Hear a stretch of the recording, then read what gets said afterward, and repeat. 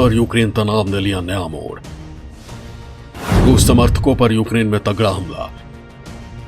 America ने फिर दी बड़े संग्राम की वार्निंग। रूस और यूक्रेन के बीच जारी तनाव में अब नया मोड़ आ चुका है। रूसी मीडिया ने दावा किया है कि पूर्वी यूक्रेन में विद्रोहियों पर यूक्रेन की सेना ने ग्रेनेड और मोर्टार से हमले किए हैं, जो समझौतों का सीधा उल्लंघन है। दोस्तों, ये विद्रोही रूसी समर्थक हैं, तो वहीं अमेरिका ने एक बार फिर चेतावनी दी है कि रूस कभी भी यूक्रेन पर हमला कर सकता है। तो इस बीच रूस ने बेलारूस यूक्रेन की सीमा पर चेरनोबिल के बेहद खतरनाक इलाके में तगड़ा पुल बनाया है। ये वही इलाका है जहां दुनिया का सबसे बड़ा परमाणु हादसा हुआ था। इसके साथ ही बेलारूस, क्रीमिया और पश्चिमी रूस में यूक्रेन की सीमा पर सैन्य गतिविधि अचानक से बढ़ गई है। सेना का यह नया पुल और सैन्य जमावड़ा ऐसे समय पर दिखा है जब व्लादिमीर पुतिन की सरकार ने दावा किया है कि वो यूक्रेन की सीमा से अपनी सेना को हटा रहा है। यानी अब माहौल एक बार फिर से बदलता दिख रहा है। दोस्तों, भारत भी इस पूरे मामले पर तगड़ी नजर बनाए हुए है। लेकिन इस बीच बड़ी बात ये देखने को मिली है कि बाइडेन लगातार मोदी को अपने पाले में लाने में लगे हैं। तो क्या है रणनीति? क्या भारत रूस को छोड़कर यूक्रेन के साथ चला जाएगा? और भारत ने अचानक से अपने लोगों को यूक्रेन से बाहर निकालने के लिए क्यों जल्दबाजी दिखाई है? दोस्तों, इन बातों से मैं आपको रूबरू करवाने वाला हूं, लेकिन यूक्रेन में जो आग अब शोला बन गई है, पहले उसका हाल आपको बता देता हूं। रूस और यूक्रेन युद्ध में तगड़ा उबाल।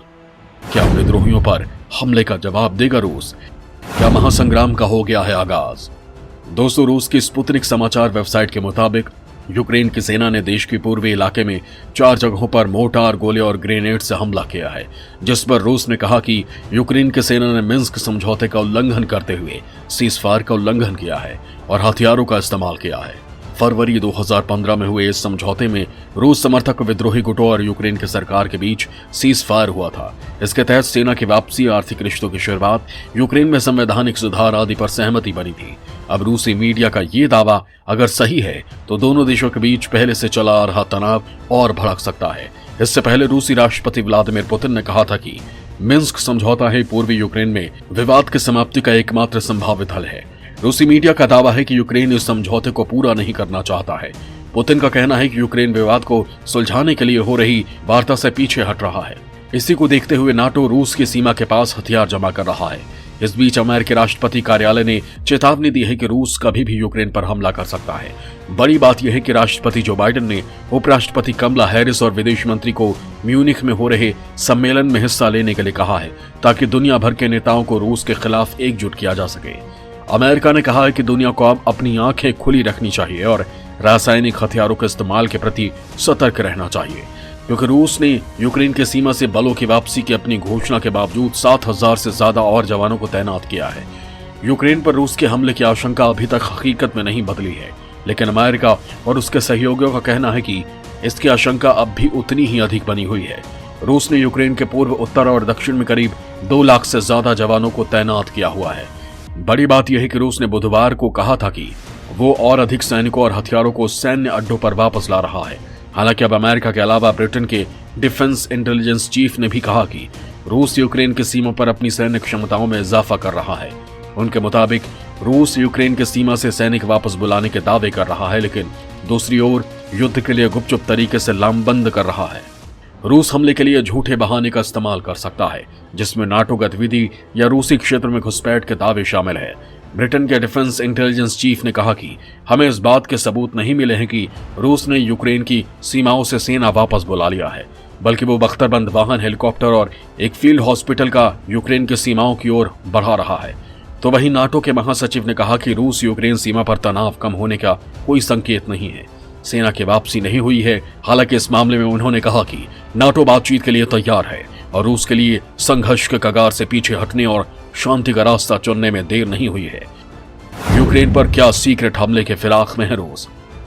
चेरनोबिल में दिखा भयंकर सैन्य जमावड़ा। तो अमेरिका रूस के बीच अखाड़ा बना भूमध्य सागर। यूक्रेन पर रूसी सेना के हमले की आशंकाओं के बीच सैटेलाइट तस्वीरों से पता चला है कि बेलारूस, क्रीमिया और पश्चिमी रूस में यूक्रेन की सीमा पर सैन्य गतिविधि काफी बढ़ गई है और रूसी सेना ने यहां एक पुल बनाया है और सैन्य जमावड़ा बढ़ा लिया है। ये यूक्रेन की उत्तरी सीमा से केवल 4 किलोमीटर की दूरी पर स्थित है। ये वही इलाका है जहां पर साल 1986 में चेरनोबिल में परमाणु हादसा होने के बाद बड़े पैमाने पर रेडिएशन फैला था। चेरनोबिल के इस इलाके को दुनिया में सबसे खतरनाक जगहों में शामिल किया जाता है।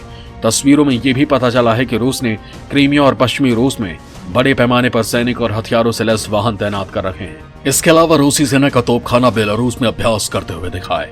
रूस ने बड़े पैमाने पर जमीनी हमला करने वाले हेलीकॉप्टर को भी अग्रिम मोर्चे पर तैनात कर रखा है। दोस्तों, इस संकट को खत्म करने के लिए रूस ने राजनयिक समाधान की इच्छा जताई है, लेकिन अभी उसने ऐसे बहुत कम संकेत दिए हैं कि उसने इलाके से अपनी सेना को वापस बुलाना शुरू कर दिया है। रूस के 2 लाख सैनिकों, मिसाइल और युद्धपोतों के तैनात करने से कोल्ड वॉर के बाद यूरोप में सबसे बड़ा सुरक्षा खतरा पैदा हो गया है। तो वहीं दोस्तों, यूक्रेन को लेकर दुनिया की 2 महाशक्तियां अमेरिका और रूस के बीच तलवारें खिंची हुई हैं। हजारों परमाणु बम से लैस अमेरिका और रूस की सेना के बीच तनाव का नया केंद्र बना है भूमध्य सागर। अमेरिकी मीडिया में आई रिपोर्ट्स के मुताबिक अमेरिकी नौसेना का सबमरीन हंटर विमान P-8 भूमध्य सागर में गश्त के लिए निकला था। इसी बीच हवा में ही कई रूसी लड़ाकू विमानों से उसका आमना सामना हो गया। बताया जा रहा है कि दोनों देशों के विमान एक दूसरे के बेहद करीब आ गए थे, जिससे जोरदार भिड़ंत का खतरा पैदा हो गया था। अमेरिकी रक्षा मंत्रालय पेंटागन ने कहा कि अमेरिकी विमानों का सामना रूस के अत्याधुनिक सुखोई 35 लड़ाकू विमानों से हुआ है। रूस और यूक्रेन युद्ध में किसका साथ देगा भारत? आखिर क्यों अब हम पर टिकी है अमेरिका की नजर? दोस्तों, रूस और यूक्रेन में विवाद जारी है, लेकिन इसमें अमेरिका जिस तरह से कूद पड़ा है उसने अब मोदी की चिंता बढ़ा दी है, क्योंकि अब बाइडेन ने उम्मीद जताई है कि अगर रूस और यूक्रेन में युद्ध हुआ तो भारत भी अमेरिका के पक्ष में खड़ा होगा। हालांकि मोदी पहले ही माइंड मेकअप बना चुके हैं कि भारत का ज्यादा झुकाव रूस की ओर है। अमेरिकी विदेश विभाग के प्रवक्ता नेड प्राइस ने इस मामले में कहा कि भारत नियम आधारित अंतर्राष्ट्रीय व्यवस्था के लिए प्रतिबद्ध है, जिसमें एक नियम यह भी है कि बल प्रयोग करके सीमाओं को पुनर्निर्धारण नहीं हो सकता और बड़े देश छोटे देश को परेशान नहीं कर सकते हैं। लिहाजा अमेरिका और नाटो ने भारत से मदद का आह्वान किया है। लेकिन दोस्तों, मोदी अपने स्टैंड को क्लियरली पहले ही दिखा चुके हैं। खैर दोस्तों, आप इस मामले में क्या कुछ सोचते हैं? भारत को किसका साथ देना चाहिए? कमेंट में लिखकर जरूर बताएं।